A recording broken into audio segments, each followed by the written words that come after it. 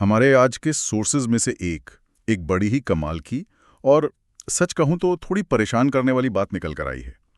ये जर्मन दार्शनिक Immanuel Kant का सिर्फ एक वाक्य है और इसे पढ़ने के बाद से मेरे दिमाग में खलबली मची हुई है। हाँ, ये उन विचारों में से है जो सुनने में तो बड़े सीधे साधे लगते हैं, पर जब आप उन पर सोचना शुरू करते हैं तो परतें खुलती चली जाती हैं। बिल्कुल। तो आज हम इसी एक वाक्य की गहराई में उतरने वाले हैं। ये कानून और जिसे हम सही गलत या नैतिकता कहते हैं, उसके बीच एक बहुत बड़ी दीवार खड़ी कर देता है। हाँ, और हमारा मकसद ये समझना है कि हमारे कामों और हमारी सोच के बीच असल में फर्क क्या है। तो कांट का वो वाक्य ये है, कानून के अनुसार यदि मनुष्य दूसरों के अधिकारों का उल्लंघन करता है तो वो दोषी है। नीति शास्त्र के अनुसार यदि वह केवल ऐसा करने के बारे में सोचता है तो वो दोषी है। एक लाइन में दो अलग अलग दुनियाएं। और दूसरी दुनिया तो बहुत ही सख्त लगती है। मेरा पहला सवाल तो यही है, सिर्फ कुछ गलत करने के बारे में सोचने से कोई दोषी कैसे हो सकता है? अगर ऐसा है तो हम सब तो दिन में 100 बार दोषी ठहरेंगे। मतलब ट्रैफिक में फंसने पर कभी-कभी मेरे मन में जो ख्याल आते हैं, हाँ, अगर वो बाहर आ जाएं तो मुझे समाज से ही निकाल दिया जाए। क्या कांट ये कह रहे हैं कि हमारी हर बुरी सोच हमें एक बुरा इंसान बना देती है? देखिए, ये एक बहुत वाजिब सवाल है और ज्यादातर लोगों की पहली प्रतिक्रिया यही होती है। और यहीं से ये चर्चा दिलचस्प हो जाती है। कांट हमें अपराधी महसूस कराने की कोशिश नहीं कर रहे, बल्कि वो हमें हमारे बाहरी एक्शन और हमारी अंदरूनी दुनिया के बीच के रिश्ते को समझने का एक नया चश्मा दे रहे हैं। ठीक है, तो इस चश्मे से देखने की कोशिश करते हैं। चलिए पहले हिस्से को पकड़ते हैं जो काफी सीधा साधा लगता है। बिल्कुल। कानून के अनुसार यदि मनुष्य दूसरों के अधिकारों का उल्लंघन करता है तो वो दोषी है। मतलब अगर आपने चोरी की, किसी को मारा या कोई कॉन्ट्रैक्ट तोड़ा तो आप कानूनी तौर पर गलत हैं। हाँ, क्योंकि कानून का लेना देना उन चीजों से है जो बाहर की दुनिया में होती हैं। ऐसे काम जिनका असर दूसरों पर पड़ता है, जिन्हें देखा जा सकता है, जिनका सबूत होता है, जिनके गवाह हो सकते हैं। अच्छा। कानून का काम समाज में एक व्यवस्था बनाए रखना है। वो इस बात की परवाह नहीं करता कि आपने चोरी करने से पहले कितनी देर सोचा था। वो सिर्फ ये देखता है कि चोरी हुई या नहीं। मतलब कानून पूरी तरह से नतीजों पर यानी रिजल्ट्स पर टिका है। मैंने किसी को नुकसान पहुंचाने की पूरी प्लानिंग की, लेकिन आखिरी पल में मेरा मन बदल गया या मुझे मौका नहीं मिला तो कानून की नजर में मैं बेकसूर हूं। बिल्कुल बेकसूर। मेरा रिकॉर्ड एकदम साफ है। बिल्कुल, और ये जरूरी भी है। जरा सोचिए, अगर हमारी सोच पर मुकदमे चलने लगें तो क्या होगा? थॉट पुलिस जैसा कुछ? हाँ, ये ख्याल ही कितना डरावना है। कानून की एक सीमा है और वो सीमा होनी भी चाहिए। उसका काम है हमारे बाहरी बर्ताव को काबू में रखना ताकि हम एक दूसरे के अधिकारों को कुचले बिना एक साथ रह सकें। वो समाज को चलाने के लिए बस एक न्यूनतम नियमों का एक ढांचा है। ठीक है, तो कानून एक तरह से बाहरी रेफरी है जो ये देखता है कि खेल नियमों के हिसाब से खेला जा रहा है या नहीं। खिलाड़ी के मन में क्या चल रहा है उससे रेफरी को कोई मतलब नहीं है। एकदम सही। यहां तक तो मैं पूरी तरह साथ हूं। लेकिन अब उस दूसरे हिस्से पर आते हैं जो इतना चौंकाने वाला है। नीति शास्त्र के अनुसार यदि वो केवल ऐसा करने के बारे में सोचता है तो वो दोषी है। यहां आकर मुझे थोड़ा झटका लगता है। क्या एक बुरी सोच और एक बुरे काम में कोई फर्क नहीं है? ये बात हजम करना थोड़ा मुश्किल है। और ये मुश्किल इसीलिए है क्योंकि हम अक्सर नैतिकता को भी नतीजों से ही जोड़कर देखते हैं। लेकिन कांट के लिए नैतिकता का असली खेल बाहर नहीं, बल्कि हमारे अंदर, हमारी नीयत में खेला जाता है। नीयत में? तादा क्या था? एक मिनट, मुझे ये ठीक से समझना है। तो आप कह रही हैं कि अगर दो लोग एक ही अच्छा काम करते हैं, मान लीजिए दोनों किसी गरीब को 1000 रुपए दान करते हैं। ठीक है। एक इसलिए क्योंकि उसे सच में मदद करनी है और दूसरा इसलिए ताकि लोग उसकी तारीफ करें और उसका नाम हो। तो कांट के लिए इन दोनों कामों की नैतिक कीमत बराबर नहीं है। बराबर तो छोड़िए, कांट के हिसाब से दूसरे व्यक्ति का काम नैतिक रूप से किसी काम का नहीं है। अरे वाह! क्योंकि उसका इरादा अच्छा काम करना था ही नहीं, बल्कि अपनी वाहवाही करवाना था। उसने सही काम गलत वजह से किया। कांट के लिए असली नैतिकता तब शुरू होती है जब आप सही काम सिर्फ इसलिए करते हैं क्योंकि वो सही है, किसी डर, लालच या दिखावे के लिए नहीं। तो फिर उस दोषी वाली बात पर वापस आते हैं। अगर किसी की नीयत में ही खोट है, मान लीजिए कोई किसी को धोखा देने का पक्का मान बना चुका है, तो कांट के हिसाब से वो नैतिक रूप से गलती कर चुका है, भले ही उसने असल में कुछ किया ना हो। हाँ, क्योंकि उस क्षण में उसने अपने अंदर के नैतिक कानून को तोड़ दिया है। ये दोष समाज की अदालत में नहीं है, ये उसकी अपनी अंतरात्मा की अदालत में है। उसने अपने चरित्र में खोट आने दिया। अच्छा, ये किसी के किरदार के अंदरूनी ताने बाने का सवाल है। इसे शायद ऐसे समझ सकते हैं जैसे किसी कंप्यूटर में वायरस आ गया हो। हाँ, ये बहुत अच्छा उदाहरण है। भले ही उस वायरस ने अभी तक कोई फाइल डिलीट नहीं की हो या सिस्टम को क्रैश न किया हो, पर सिस्टम के अंदर एक खतरा, एक गड़बड़ी तो आ ही चुकी है। वो वायरस अपने आप में एक समस्या है। तो क्या कांट के अनुसार वो बुरा इरादा ही हमारे नैतिक सिस्टम का वायरस है? ये बहुत ही सटीक तरीका है इसे समझने का। कानून देखता है कि सिस्टम क्रैश हुआ या नहीं, नैतिकता ये देखती है कि सिस्टम के अंदर वायरस है या नहीं। वो बुरा इरादा आपके नैतिक चरित्र में एक दरार की तरह है। भले ही बाहरी दुनिया को इसका कोई सबूत ना मिले, लेकिन अंदर से नैतिकता के पैमाने पर आप चूक गए हैं। लेकिन यहाँ एक और सवाल उठता है, क्या हर बुरी सोच एक पक्का इरादा होती है? मतलब मेरे मन में गुस्से में कोई ख्याल आया और चला गया, क्या वो भी मुझे नैतिक रूप से दोषी बना देगा? ये तो बहुत अवास्तविक लगता है।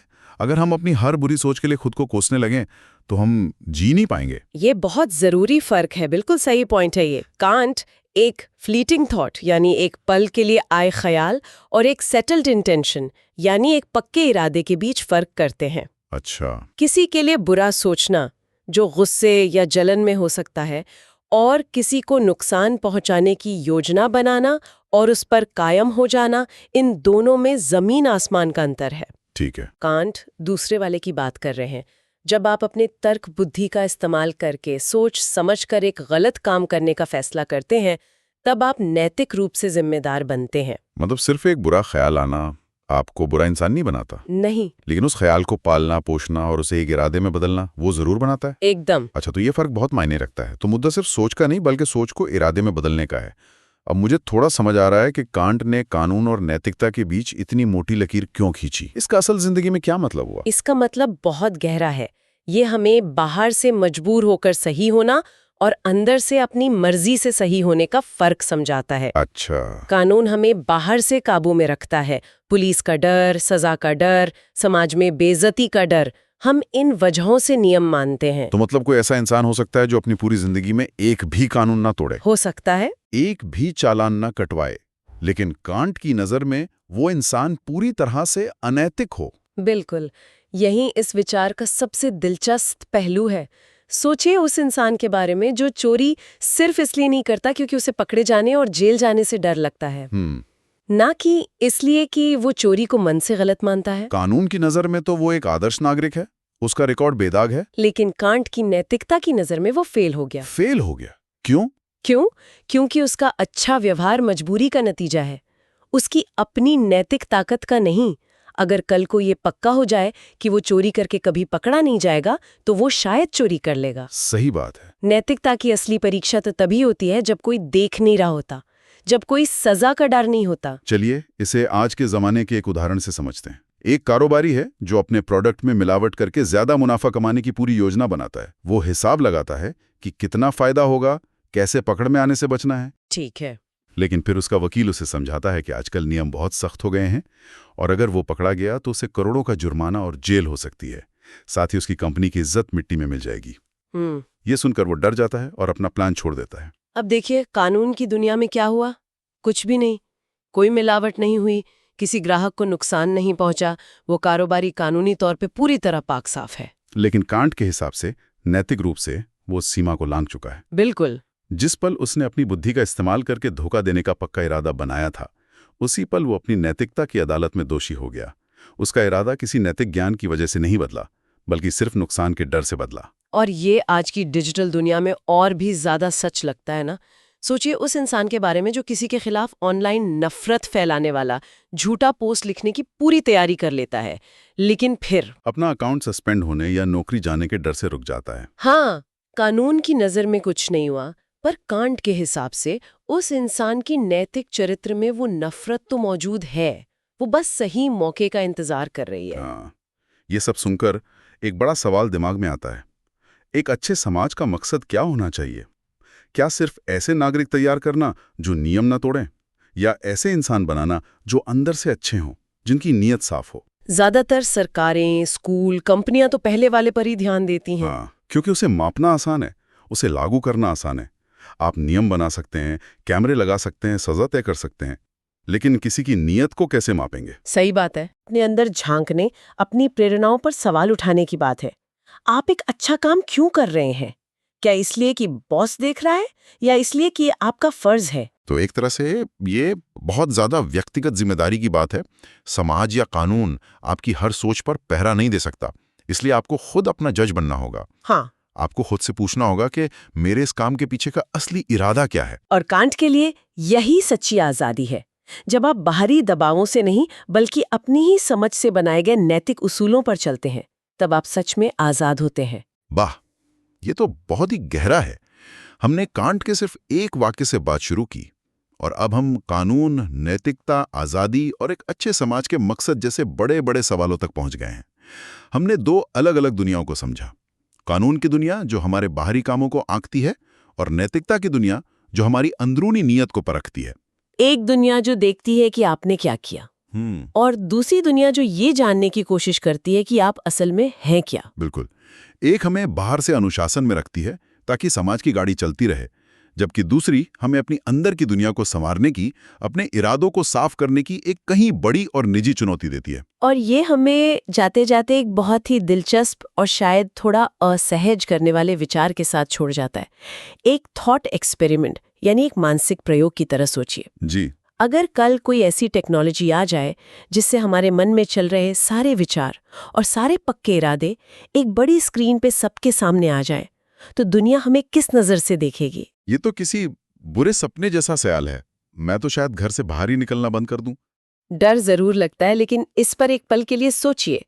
कानून की अदालत में शायद हम में से ज्यादातर लोग बेकसूर साबित होंगे। क्योंकि हमने कुछ किया तो नहीं। हाँ, क्योंकि हमने उन बुरे इरादों पर कभी अमल नहीं किया। लेकिन कांट की नैतिकता की अदालत में हमारा क्या होगा? हमारे वो इरादे जो हमने डर या मौका न मिलने की वजह से दबा दिए, वो हमारे चरित्र के बारे में क्या कहानी सुनाएंगे? ये एक ऐसा सवाल है जिसका जवाब देने में ईमानदारी की जरूरत है, और शायद वो जवाब हमें पसंद ना आए। और इसका मकसद, जैसा मैंने पहले कहा, किसी को शर्मिंदा करना या अपराध बोध में डालना नहीं है। कांट हमें ये याद दिला रहे हैं कि एक अच्छा इंसान बनना सिर्फ बाहर से अच्छे काम करने का नाम नहीं है।